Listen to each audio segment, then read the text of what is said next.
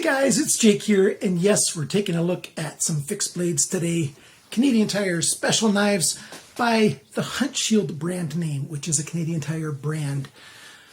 Better than their outbound knives. Just a suggestion. If you can choose between an outbound knife and a Huntshield knife, take the Huntshield knife. The outbound knives are even lower quality, and that's why they've got a lower price. So the two knives we're looking at came in, well, this is the back part of the package, clamshell packages.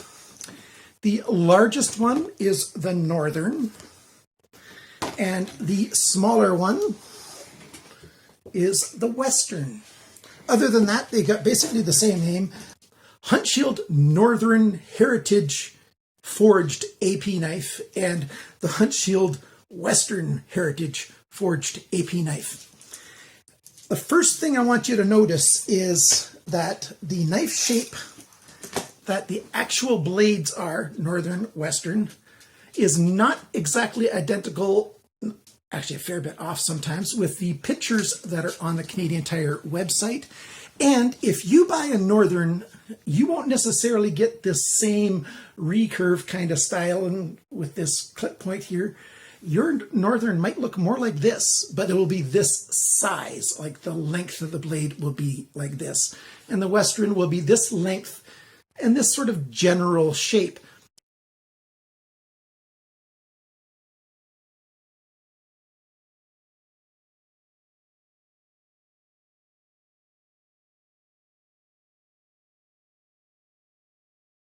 Now, there's two things about that. One is false advertising. Oh, no. It's just that they're not all the same, and that's because of two. These are hand forged. Each knife will be unique, so that might be a positive for you, because you know that some human being had a piece of steel and a hammer and was whacking on this knife. Enough for me to say that each one of these knives will be slightly unique, and some of them will be even more than slightly unique. The steel on these is 1045, high carbon steel. Not as high carbon as 1075 or 1095 steel, which is better, but this is a budget steel, and you'll see in some of my testing, this is an okay steel. What we have on both of these knives is a blade that's thickest at the spine, and it slowly bevels down, not an awful lot, but just a little bit it bevels down, and then you've got a convex grind, which is a curved grind to the edge. So if we're holding it this way, it bevels slightly, and then you got the convex curve up to the edge, and that's how it comes. Certainly you could change it to a V grind using a guided sharpening system if you wanted to, and if I was keeping these, I might, but these were purchased on the request of an individual in the United States who wanted me to buy them, review them, and send them to them, and he paid for it. I'm paying for shipping, he paid for the knives. I think that's a fair deal. It doesn't say exactly what kind of wood this is. It looks like I don't know what it looks like. It just looks like a nice straight grained wood. I don't know if this is stained or not. You know, it looks a little bit like sapelli, but it doesn't have the sheen to it. It might be like a butternut. I don't know what the wood is, and they don't tell us. But it's nicely filled out in the hand, and I'm going to put the camera in the tabletop mode. We'll put all the measurements and specs on the screen. I won't be saying them verbally, they'll just be there for you to read. And let's talk a little bit more about these knives before we do a little bit of outdoor stuff. And then we'll be done, so stick around.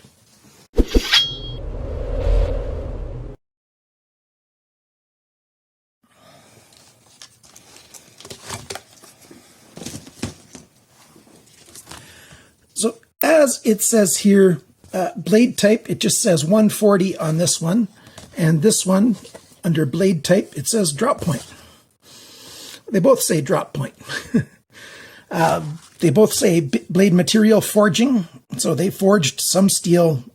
Blade length, 7.1 inches, 18.2 centimeters on the Northern, 14 centimeters, 5.5 inches on the Western.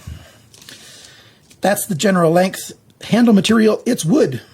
And 1-year exchange warranty at Canadian Tire stores. And I'll put the SKUs on the screen as well so that you can find them on the Canadian Tire website very easily. That is, if you can't get at my links. Down below the video, I will have links for these knives to get to the Canadian Tire store and buy them. They are on a special price, around half price, until the 17th of October, and then they go back to the full price. If you're on a cell phone, down below this corner, there's a little black triangle, a tiny one. Just below the video, you click on it, and it'll expand that information. If you're on a computer, on a browser, then just below here, above the first comment, it'll say in all capital letters, show more. You click on that, and it will get you to all the different links. These were designed initially in 2017, and they came out in 2018. At least that's when they came to the stores. So let's put the knife down.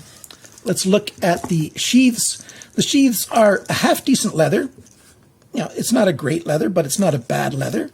Let's see, do they both? Yeah, see, they both have a tiny little drain hole put into the leather there, so if water gets in, it'll drain out. Decent leather, nothing great, nothing terrible, and at least they've got snaps and not Velcro. That's a good thing. They each come with a little ferro rod, and this is the one I tested. And the ferro rod material is actually pretty decent, and we'll take a look at that a little bit later. So yeah, sheaths are pretty good, genuine leather. And the knives are here. They're both called drop points. That's a straight edge. This is a clip point, really. And this is even more of a clip point. A drop point would be a slow curve down, a gentle curve down. So, okay, they're wrong about the name of it. Big deal. I don't really care. And no, this is not a defect. That's just a tiny little branch leaving a line in the wood right there. So that's perfectly normal. There was a bit of wood going the opposite direction when the tree was growing. I do like this one. This side here has got a little bit of character on the wood, which is kind of nice. So we've got a nice thick spine on the blade. Slowly goes down a little bit, and like I said, they have a coating on here. I've done some batoning and some other stuff. This coating is not super durable, and since it is a carbon steel, you're going to want to keep these edges oiled. But the edge stayed pretty good through all my testing, which is really good. And after all that testing, it's still cutting.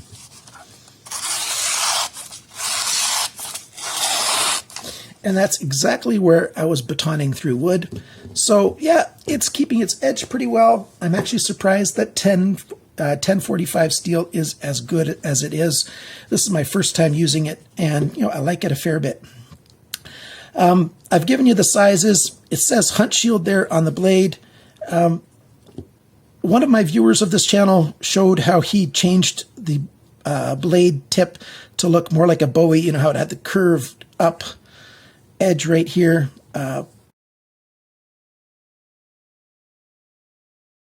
If you are going to grind your own blades after they've been made and hardened, you really do have to make sure that if you grind a little bit, you cool it off with water immediately, grind a tiny bit, cool it off, grind a tiny bit, cool it off.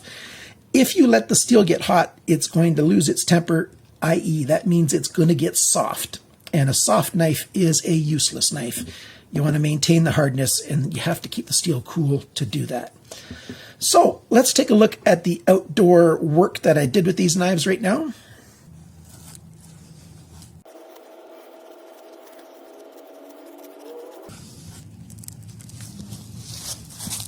Very easy to make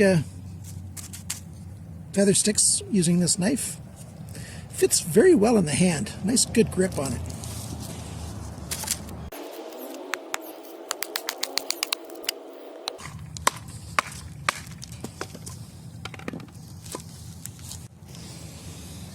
Now, this is the smaller one of the two. This is the Western.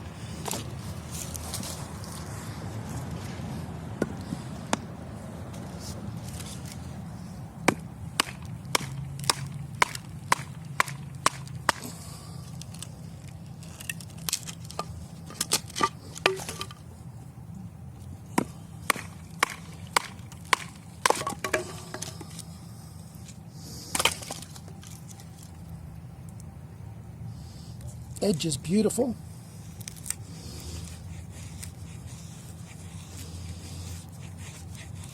And just like the Northern, it just does feather sticks just fine, no problem at all. Let's do some cross chopping.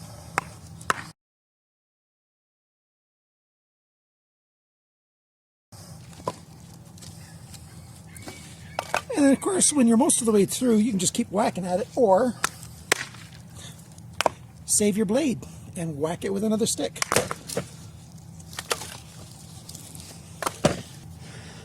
Both of these knives are very, very good. They work really well. This rough forged surface does grab some wood dust quite a bit, so you can see it's taken off some of the coating here, and on this one it's grabbing a lot of residue of the wood. Not too difficult to keep clean, and then since it is a carbon steel, make sure you keep your knife oiled. But the edges here are just fine, no problem at all yet. I'm actually surprised. I didn't think 1045 would work as well and keep an edge as well as it does. I'm used to 1075 and 1095, but 1045 isn't that much inferior to those steels. For the price of this knife, you know, if you buy it on sale, certainly it's a decent steel, good enough for what you get. Let's see how well it throws sparks. I looked at the edges on both of these, and it's not a terribly sharp corner. You might have to take a file and sharpen that corner a little bit, we'll see. But first I got to take the coating off of the ferro rod.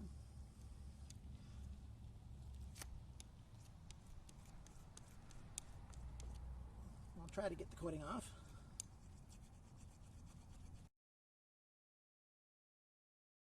The coating's definitely coming off, but it hasn't been sparking yet from this edge. This edge is just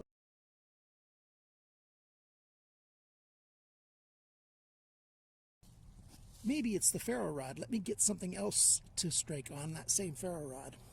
Okay, so I've got a chisel here. Let's try this. There you go.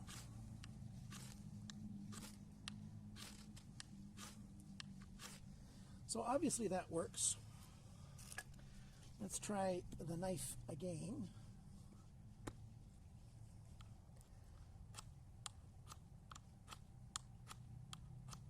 So there you go, there's that test. The spine of that blade just does not want to shoot flames, so you're going to want to carry along your own striker. So there you go. Do I recommend these knives? Well, at the current sale price, I definitely recommend these knives. No question. If you're looking for something like this at that low price, go for it. You know, it's got some unique little things. You've got a little bit of a relief cut here for, you know, to be able to do a pinch grip here so that your, you know, thumb can rest in that dent so you can grab it, or just grab it like this. That's why they did that. I think they should have made that bigger, but it's wood. You can sand that bigger yourself manually, no problem at all. If these handles are too big for you, you can sand them down as well. Of course, you've got brass here or bronze. You'll have to sand that down too, and that'll take more work than sanding down the wood. These handles are epoxied on. They're not coming off easily, and if they do come off, they're not going back on. You'll have to manually put them back on, you know, like you see them do on Forged in Fire on that TV show, or as you watch some knife maker.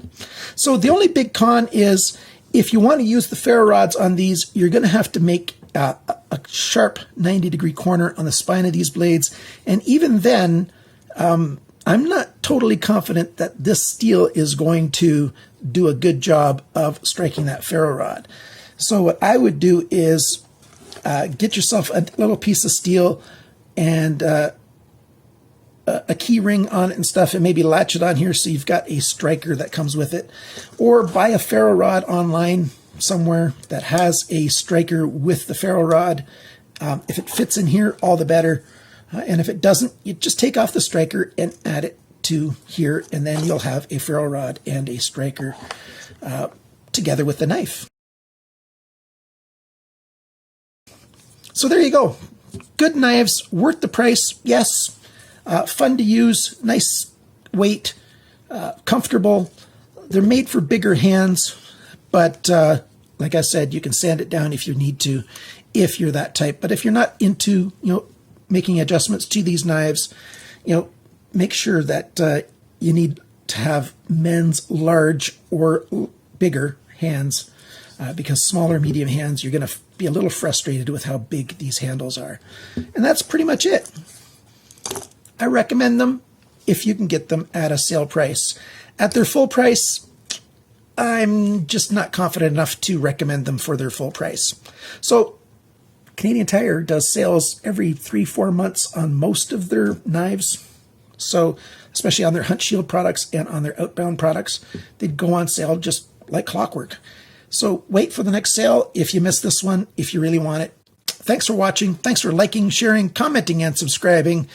Guys, remember, cut towards your chum, not your thumb.